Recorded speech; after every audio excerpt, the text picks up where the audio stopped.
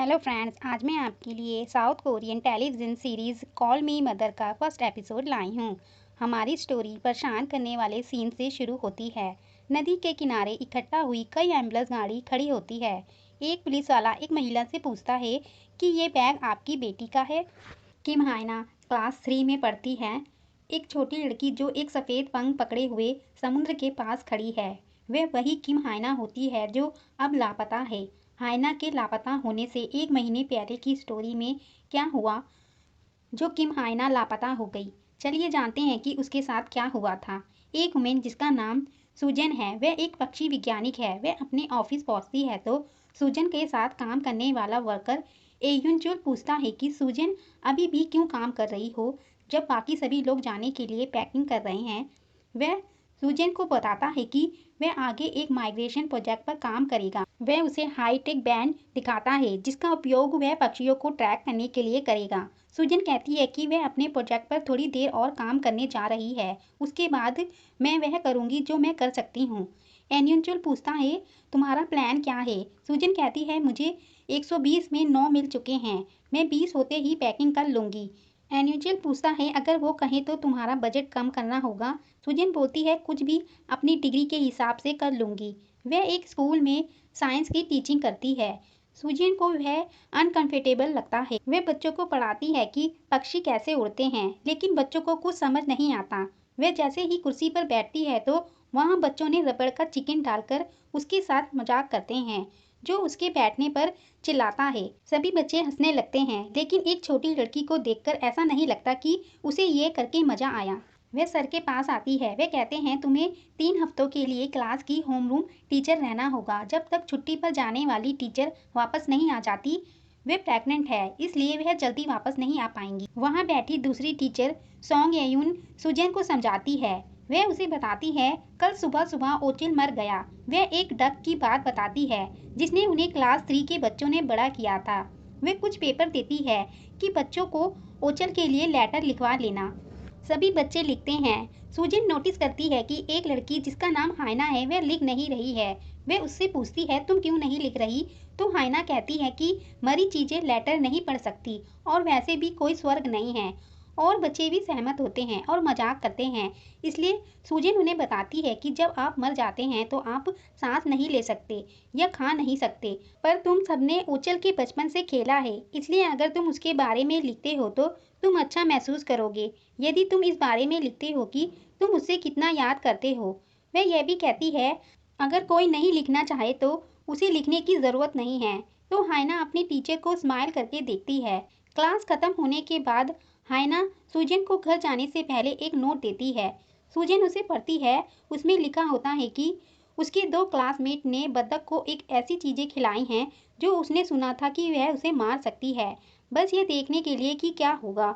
फिर वह अपने ऑफिस आती है तो सूजन एन्यूचल को बताती है मैंने चाइना, कनाडा और आइसलैंड अप्लाई कर दिया है। वह बताती है मैं इस बार वापस नहीं आ पाऊंगी।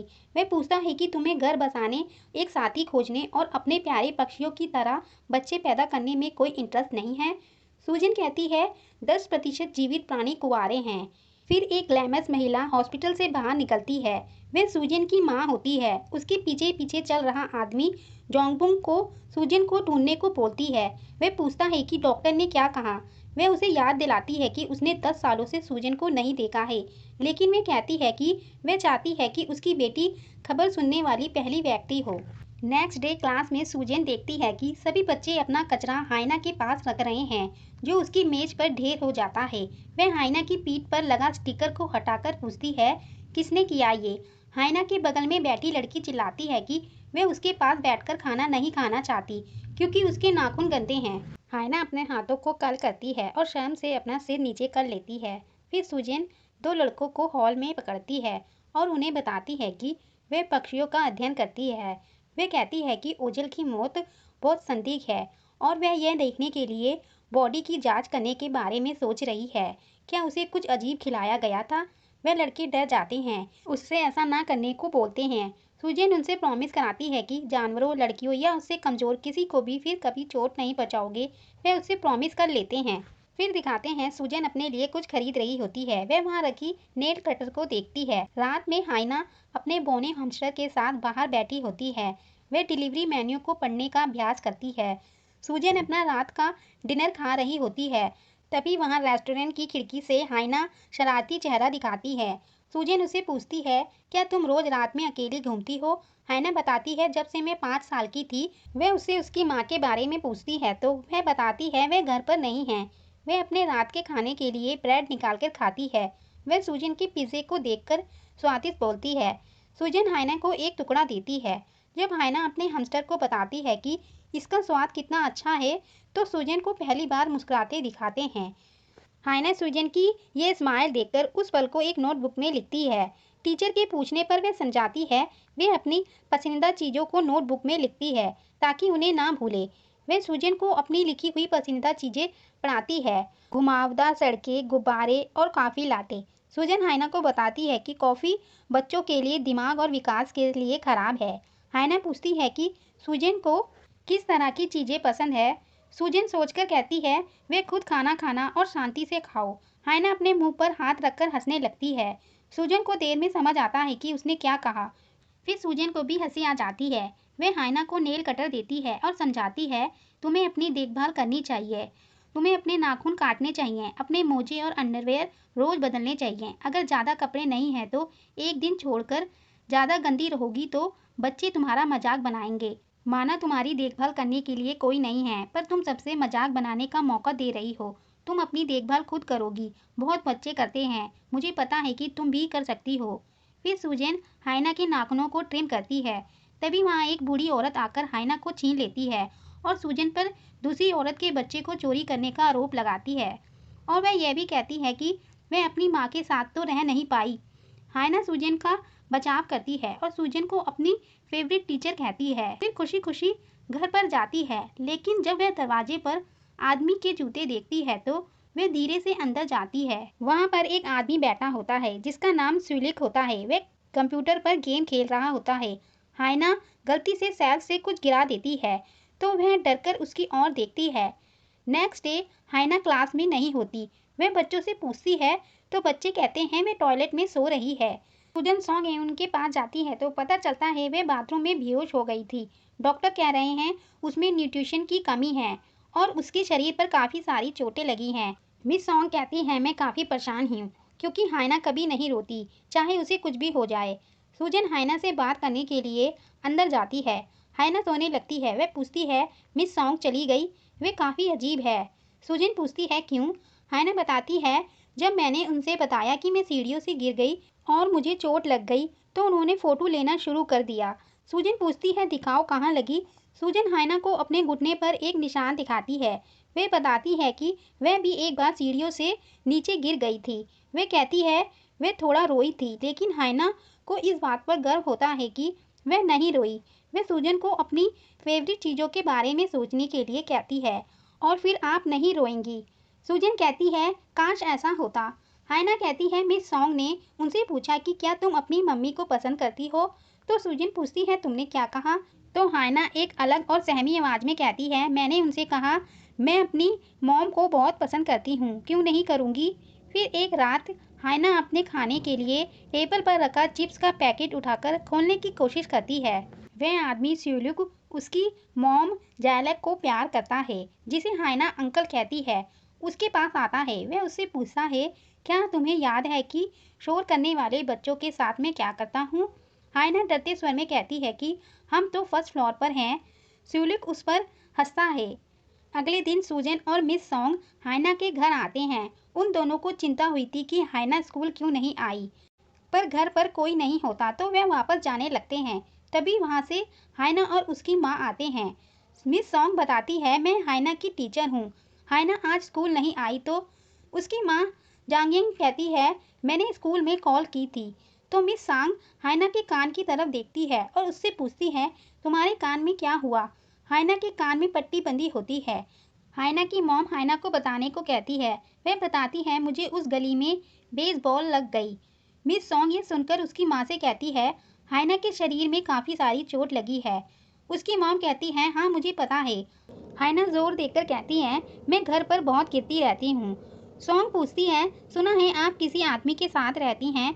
वह गुस्से में बोलती है कि मैं आपको बताऊं कि मैं अपने बॉयफ्रेंड के साथ रहती हूँ। मैं सुबह 8 बजे काम पर जाती हूँ और 6 बजे वापस आती हूँ। मैं अकेली बच्ची को कैसे पालूंगी। तभी हाइना घर की तरफ दौड़ती है और गिर जाती है। मिस सॉन्ग उसकी तरफ भागती है। उसकी मॉम उसे अंदर ले जाती है। हाइना सूजन को देखते हुए अंदर चली जाती है। मिस सॉन्ग कहती है, क्या तुमने देखा उसकी एक्टिंग। मतलब जिन बच्चों को मारा पीटा जाता है, बच्चे अपने पेरेंट्स को बचाने के लिए कुछ भी करते हैं। वे वहाँ से जाने लगती है तो सूजन वहाँ खड़े स्यूलुक को देखती है। फिर सूजन और मिस सॉन्ग हाइना के घाव की फोटोएं अधिकारियों को दिखाती हैं। वे बताती हैं कि उसने कहा कि सीढ़ियों से गिर गई, लेकिन ऐसे चोट कभी सीढ़ियों से गिरने से नहीं लगते, है ना। अधिकारी कहते हैं हमें पुलिस को बुलाना चाहिए, पर उसे ये चोटें लगी भी हैं। अगर उसके पेरेंट्स आकर कहते हैं कि ये गिरने से लगी है तो हम इसमें कुछ नहीं कर सकते। हमें उनके घर पुलिस भेजनी चाहिए जांच पड़ताल के लिए, बच्ची ठीक है या नहीं, और कुछ महीने के लिए समय समय पर एक एनजीओ को भेजेंगे। मिस सॉन्ग कहती है, क्या उस बच्ची को हम कुछ दिनों तक उसके घर से दूर नहीं रख सकते। उस घर में एक आदमी भी है जो उसके साथ रहता है। आपको क्या लगता है कि उसकी माँ ने मारा होगा, तभी उसको चोट लगी है। अधिकारी कहते हैं, यहाँ कोरिया में पेरेंटल राइट्स बहुत ही ज़्यादा स्ट्रांग होते हैं। अभी के लिए कानून के हिसाब से बच्ची को हम उसके पेरेंट्स से दूर नहीं कर सकते। बस इन्वेस्टिगेशन के लिए इसकी इजाज़त कानून हमें बिल्कुल नहीं देने वाला। फिर दो पुलिस वाले हाइना के घर आते हैं। पुलिस अंदर आने के लिए कहती है तो जांगयांग इसके बजाय हाइना को बाहर लाने के लिए अंदर जाती है। हाइना एक सूटकेस से बाहर निकलती है जहां वह सो रही थी। एक सूटकेस में सोती है। मेरे पास कोई शब्द नहीं है। हाइना नींद में बेसबॉल की कहानी दोहराती है। पुलिसकर्मी कहते हैं, अच्छी बच्ची झूठ नहीं बोलते, हम सीसीटीवी कैमरों को चेक कर सकते हैं और देख सकते हैं। जांगयांग चिल्लाती है कि आप मेरी बेटी को धमकी दे रहे हैं, लेकिन वे कहते हैं, नहीं, हमें कंप्लेन मिली है तो चेक करना होगा। हाइना अपने हैमस्टर को खाना खिलाती है। वह सुनती है कि उसकी माँ स्यूलिक के कहती है, मुझे माफ़ कर दो कि मेरे पास एक बच्ची है। तुम समझ सकते हो, तुम उसे मत मारा करो, क्योंकि पुलिस घर पर आती रही तो लोग क्या सोचेंगे। अगर वह तुम्हें पसंद नहीं है तो मैं उसे अनाथालय में भेज दूंगी। स्यूलिक वह वहाँ से बाहर चला जाता है।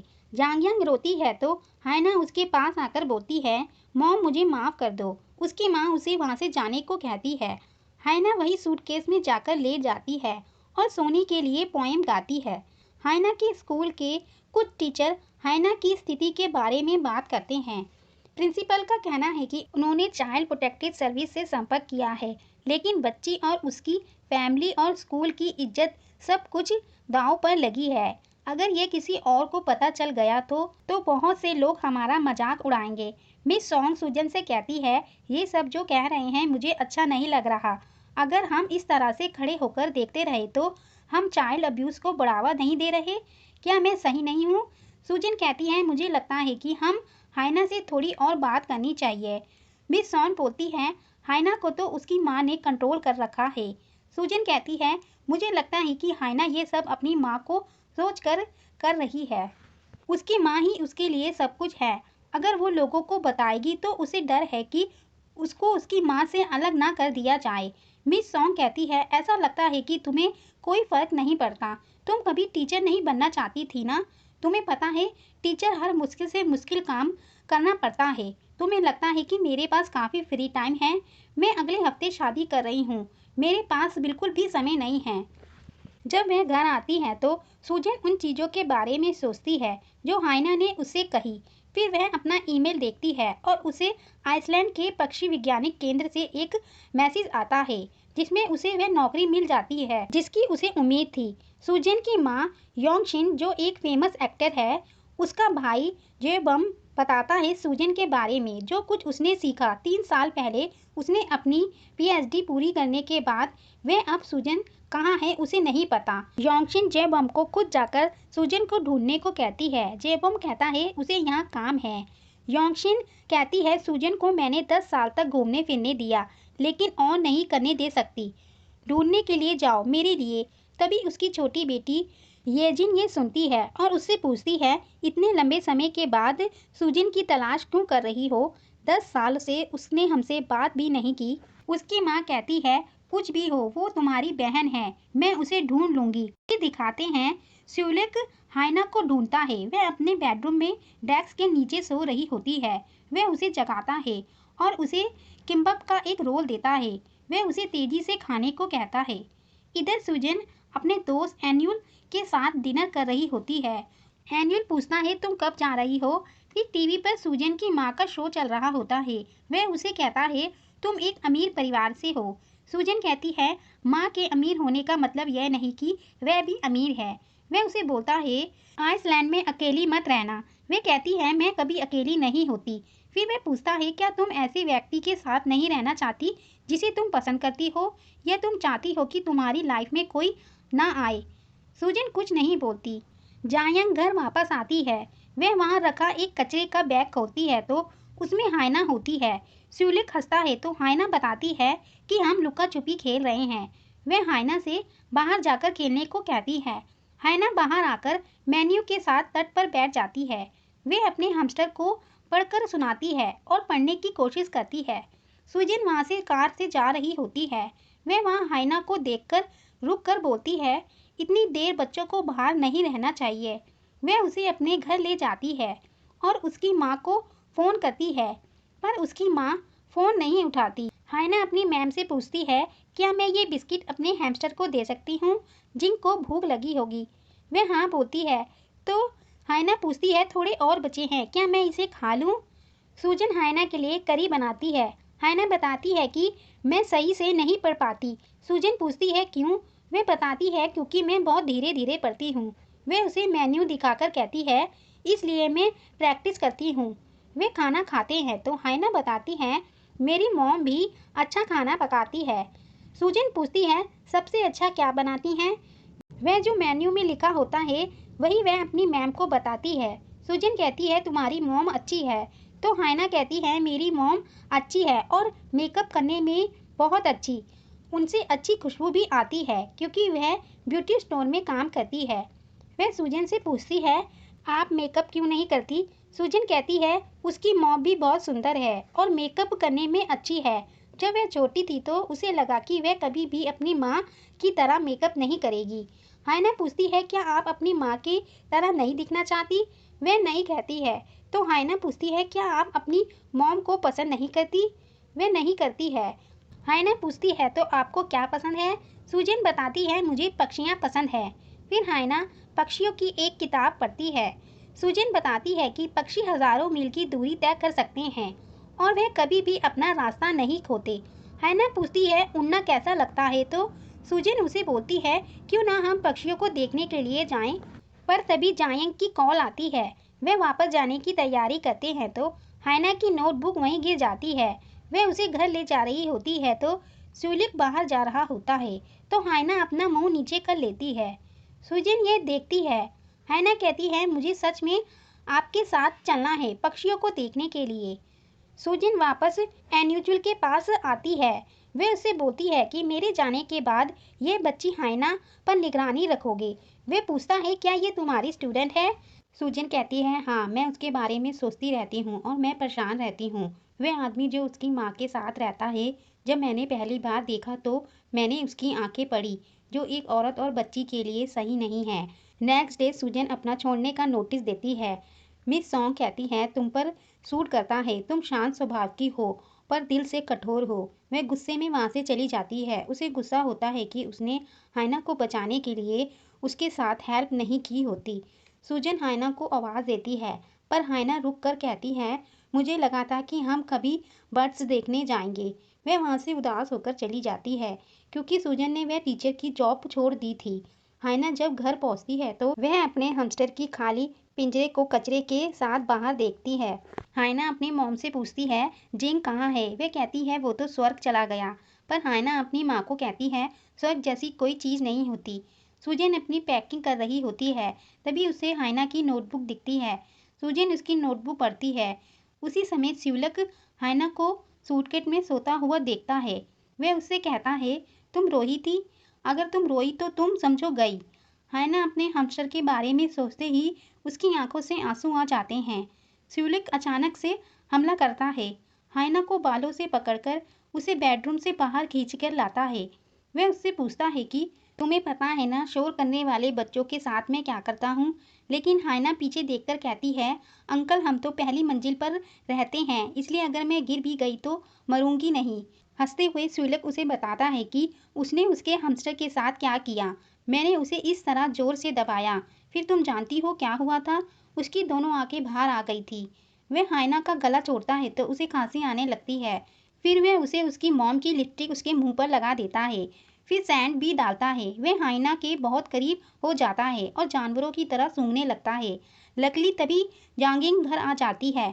हायना अपनी मॉम को देखकर उसके पास दौड़ती है, लेकिन जांगिंग हायना को अपने बैग से मारकर जमीन पर गिरा देती है और उसके चेहरे से लिपस्टिक पोंछते हुए कहती है, ये क्यों लगा रखी थी। फिर थोड़े समय बाद जांगिंग और सील्यूक फिल्म देखने के लिए जाते हैं, लेकिन हायना कहीं नहीं दिखाई देती। सुजिन वह नोटबुक खत्म करके हायना को लौटाने आती है, पर उसे वहां रखा कचरा हिलता हुआ दिखता है। वह उसे खोलती है तो उसमें से बेबस हायना बाहर निकलती है। सुजन हायना को देखकर उस पर उठाए हाथों का फ्लैशबैक का अनुभव होता है। फिर उसे अपने घर में ले आती है। वह उसके जख्मों के निशानों की फोटो लेती है। वह दर्दनाक यादों को देखती है, जबकि वह हायना की जांच कर रही होती है। वह रोती है और हायना से माफी मांगती है। हायना सोकर उठती है तो सुजन पूछती है, क्या तुम्हें पानी पीना है या कुछ खाना खाना है? हायना अपना सिर हिलाती है तो इसलिए सुजन पूछती है, क्या तुम्हें कॉफ़ी लाटे चाहिए? हल्की सी मुस्कुराते हुए हायना धीरे से बोलती है, मुझे पक्षियों को देखना है। सूर्योदय होता है। वह दोनों समुद्र के किनारे बैठकर पक्षियों को देखते हैं। हायना बोलती है, मैं एक राज की बात बताती हूँ। उसका नाम लीवन था। जब अंकल उसके मम्मी और उसके साथ रहते थे, एक दिन लीवन बहुत शोर कर रहा था तो अंकल ने उसे बालकनी से फेंक दिया। सूजन कहती है, मत बताओ अगर डर लग रहा है। लेकिन हायना बताती है, लीवन केवल 5 साल का था। मैं उसका नाम कभी नहीं भूलूंगी, क्योंकि केवल मैं ही हूँ जो जानती हूँ कि वो कैसे मरा। अंकल ने ये किसी को बताने पर उसको मारने की धमकी दी थी। हायना हंस के झुंड को ऊपर की ओर उड़ते हुए देखती है। वह एक सफेद पंख लेने के लिए उठती है और पंछियों को देखते हुए समुद्र में चली जाती है। वह मुस्कुराती है, तुम कहाँ जा रहे हो? मुझे भी साथ ले जा सकते हो? मुझे अपने साथ ले चलो, बहुत दूर स्वर्ग में। सुजन भागकर जाती है और उसे पानी से बाहर ले आती है। वह उसे गले लगाती है, फिर कहती है, मैं तुम्हें ले जाऊंगी जहाँ तुम्हें कोई नहीं जानता। हायना पूछती है कि क्या आपको जेल नहीं होगी? सुजन कहती है, हो सकती है। हायना रोने लगती है और बोलती है, ऐसा मत करो मिस फैंग। सुजन हायना से कहती है कि उसे उसके साथ जाने की ज़रूरत नहीं है, लेकिन अगर वह ऐसा करती है तो वह कभी वापस नहीं आ पाएगी या अपनी मॉम को फिर कभी नहीं देख पाएगी। लेकिन अगर तुम घर वापस जाती हो तो तुम भी एक दिन लीवन की तरह हो सकती हो। कांपती आवाज में हायना पूछती है कि एक बच्चा अपनी माँ के बिना क्यों नहीं रह सकता? सुजन कहती है, रह सकता है, मैं तुम्हारी मदद करूंगी। हायना रोते हुए कहती है, मॉम ने मुझे कूड़ेदान में फेंक दिया। सुजन कहती है, उसके लिए तुम्हें अपनी मॉम को छोड़ना होगा। क्या तुम कर सकती हो? इसी सीन पे ये एपिसोड फर्स्ट एंड होता है। अगर आपको इसके आगे की स्टोरी चाहिए तो प्लीज़ मुझे कमेंट करके बताएं।